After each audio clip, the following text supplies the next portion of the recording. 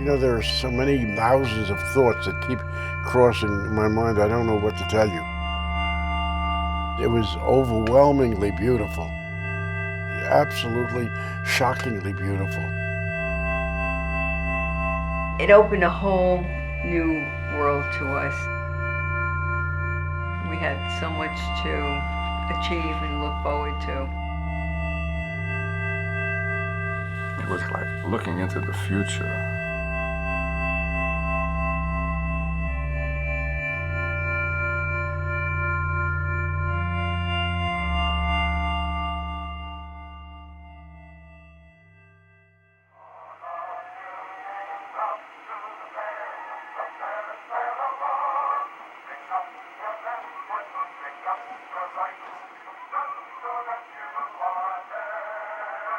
I was born on Webster Avenue in the Bronx.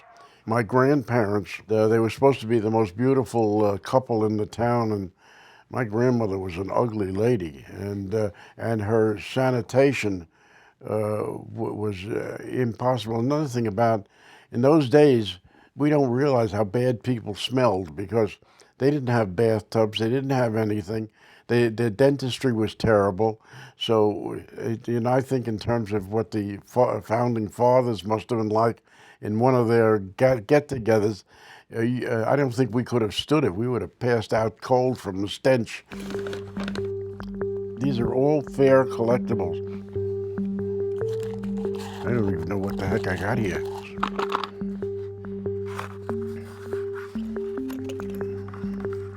These were little pencil golf clubs for the fair.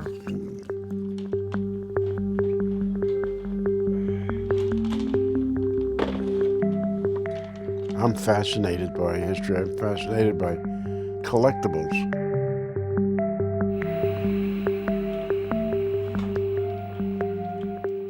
I don't think you're going to find many people alive from the '39 fair. I was 24 when I went.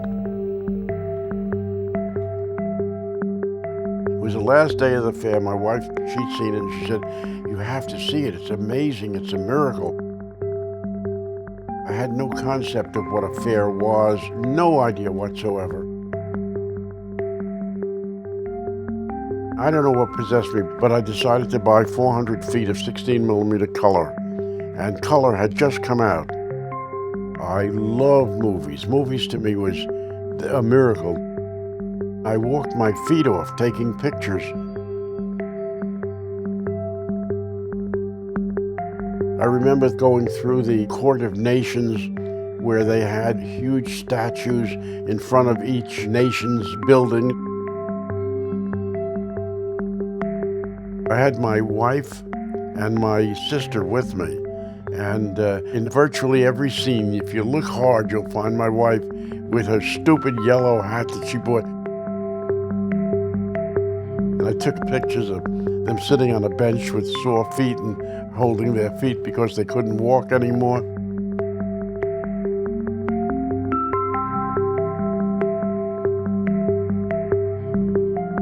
It was a fairyland. It was so fascinating and beautiful, and I was so sorry that it was closing and that I didn't give it more time.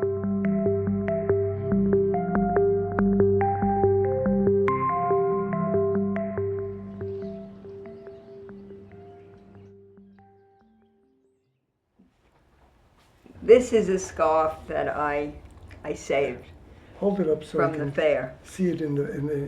Can you see it? Wait. Let me hold it. This way, like this. Go ahead, hold it there. Yeah. And I've kept it all these years. And of course, here's your Trilon and Perisphere. Here they have the amusement section, which I loved, being 8 years old. We went quite often because it was an inexpensive way to have entertainment. I had a friend of mine that I went with primarily. You went without your mother? It was just Artie and I. We used to go together, and we'd take the train from the Bronx for a nickel. A lot of free samples of food. You could go there without buying anything. free Coca-Cola. I remember going with my mother, especially during the summer, to the amusement section. It's funny, I could see my mother had on a navy blue suit and a hat, because women always wore hats. There was a woman, the headless woman, which was really done with mirrors, and it looked like wires on the top. Do you remember that? And they had mirrors around go in her there. so that you thought she was a headless woman. We always used to go to the aqua show. You sat around and 10,000 people could sit there. It was a semicircle, and in the middle was the water.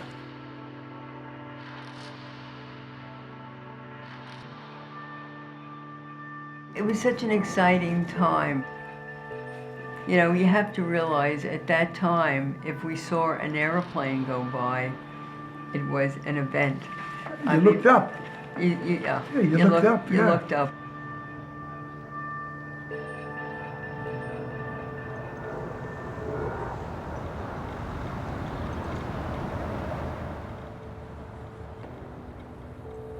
I was born in 1929.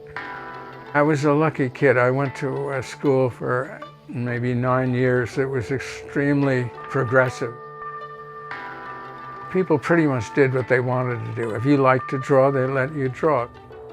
We saw all kinds of things and went places, looked at stuff, saw how people lived. I remember going maybe for the first time to that fair with my parents and maybe my brother. And my father, being an architect with an extreme interest in this kind of development and what was going on, kept us on the straight and narrow. We saw the important things. It might have been designed by important architects.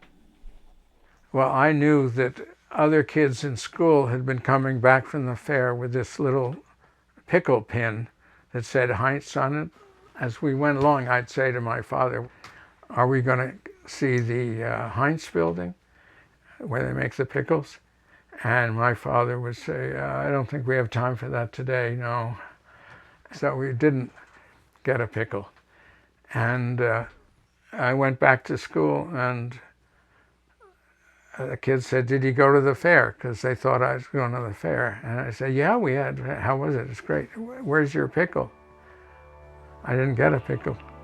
And that was that was a hard thing to admit. The World's Fair was like a child's imagination. Buildings of shapes you could never have imagined, hundreds of them. Rides going around this way and that, and music and color. It was like children were in charge at last, you know.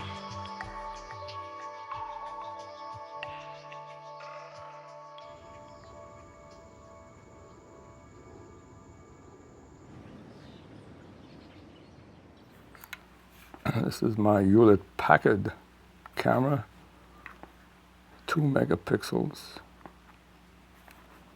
Nice little open and shut door here. I'm a born and bred Brooklynite. I'm Williamsburg.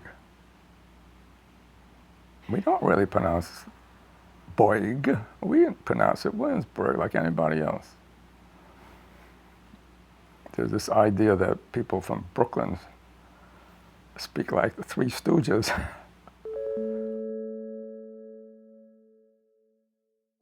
You know, it's interesting that in those days, in the 30s, no television, but the word got around.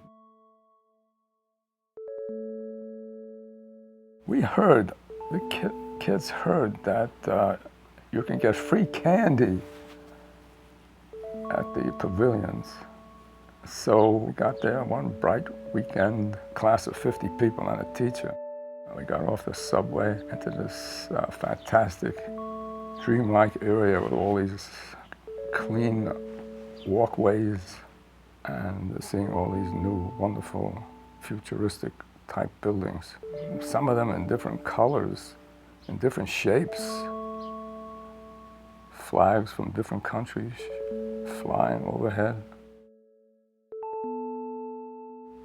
Naturally, we began looking for candy.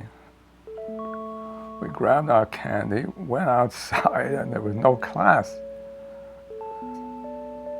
We looked this way and that way, but no class. They had vanished on us, and there was a policeman there. Are you lost? We spent our glorious day at the World's Fair of 1939 in a police station. That when I finally got home, and I ran and embraced my mother, and I cried. This was, remember, 1939, the Depression. Our whole lives were built around the Depression. And money and what we can buy and what we could do. Candy was definitely something that our parents wouldn't give us money for.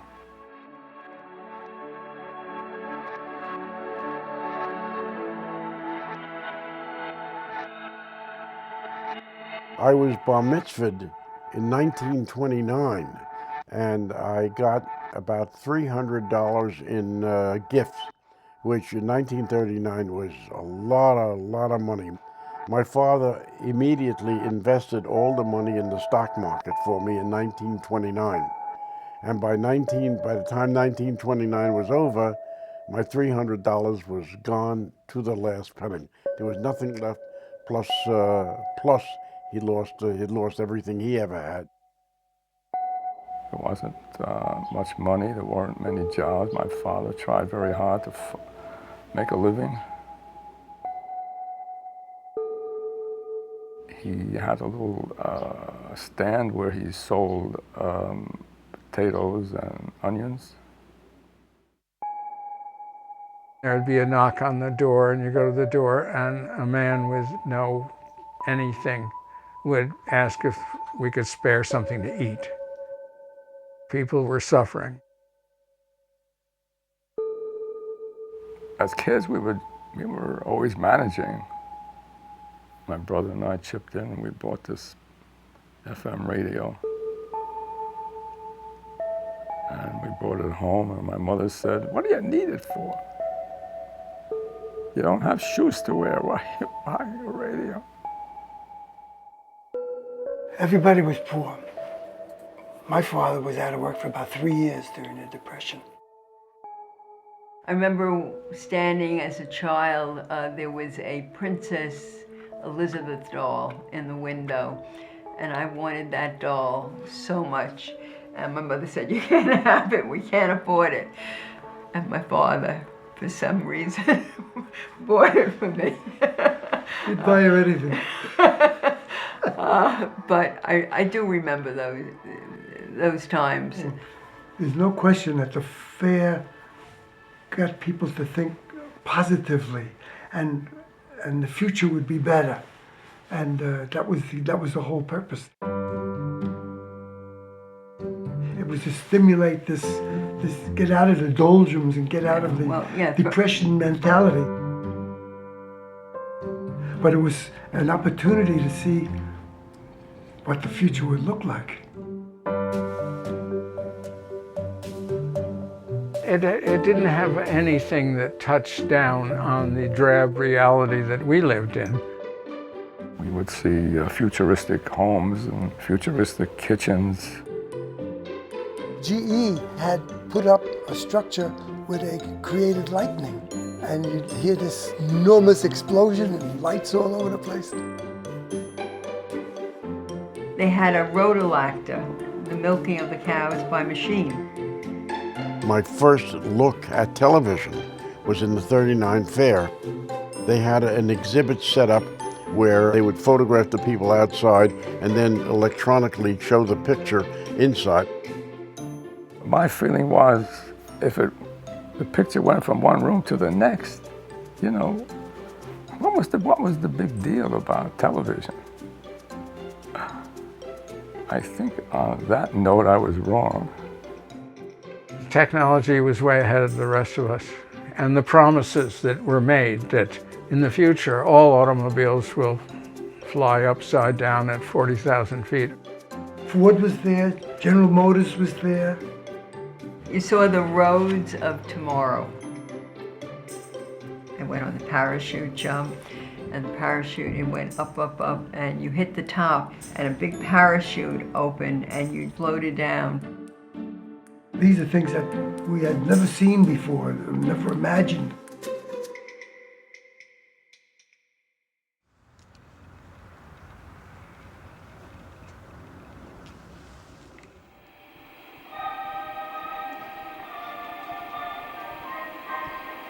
That's my wife and my sister.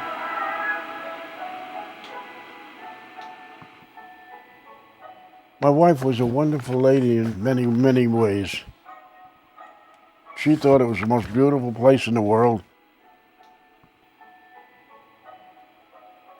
I personally got into some financial problems because things I had depended upon as a background for my old age, which I certainly am in now, never came to pass, and now I'm in the situation where I am working to get rid of all my collectibles and turn it into cash.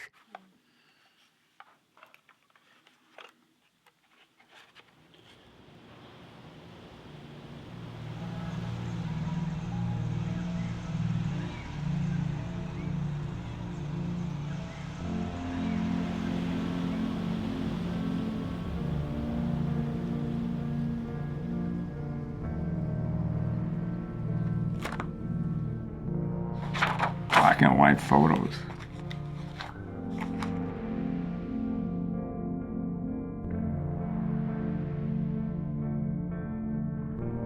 Almost everybody in these pictures are gone. My wife, she had beautiful eyes. We got married in 1955. Rather proud of this picture. This is my old Nikon, classic Nikon camera. A beautiful piece of machinery. Still works, of course. How do you know? Man, that's a camera. I bought cameras after cameras. The cameras was a way of me getting out of myself. There was a part of me that was trying to get out. I was trying to express myself. As a birthday gift, my granddaughter brought me this. It's a tile that we framed because I wanted to hang it up. And it's a map of the 1939 World's Fair. Highways. Well, the highway system, but the fair is right here, and you see the Trilon and Ferris Fair here. I feel like I'm helping preserve history. I saw it with my eyes. Fortunately, I still remember. My children, they said to me recently, Mom, you gotta write everything down, because you're the last link between your parents' generation and us. Years later, when I was writing things for the New York Times, I did a piece on the World's Fair and my attempt to get a pickle that failed. In the next week's mail, I got a pickle from the World's Fair, and it was really nice. Very generous. You can see it's where it says Heinz in little tiny print. And there it was. That's right. These are magnificent pictures of the fairs. They're 2 1/4 slides.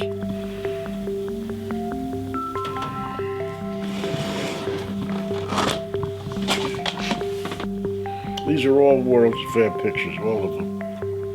And there's a lot of these at fair movies too, 16mm reels. And they're beautiful pictures. 16mm, it's very good quality. And over there, if you look If you look at that, you'll see that those are a few of the awards for movies that I have. A lot of the pictures I took are very unusual. And Bill Moyers bought some of it from me years ago. This is the one that he used a lot of my footage and walked through the 20th century. I like the credits. Comes General Electric and then E from Horowitz comes floating down. I like that.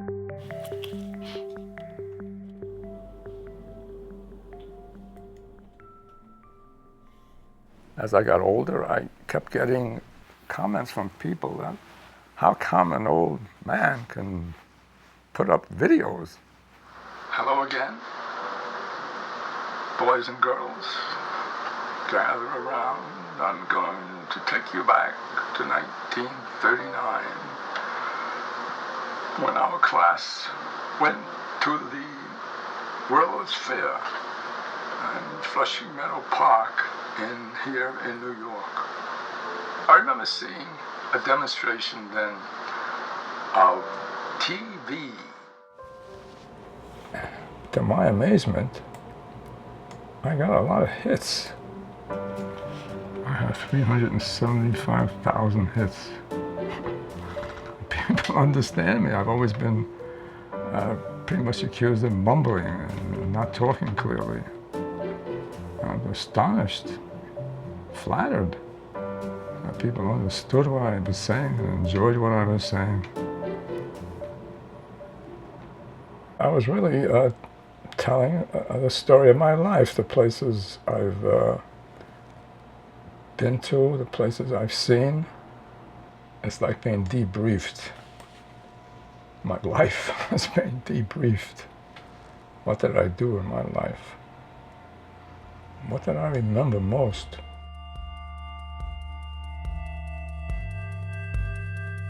We came from an area, from a neighborhood that was, you might say, was black and white, a black and white memory. And going to the World's Fair, I couldn't think of it as black and white, was a color memory.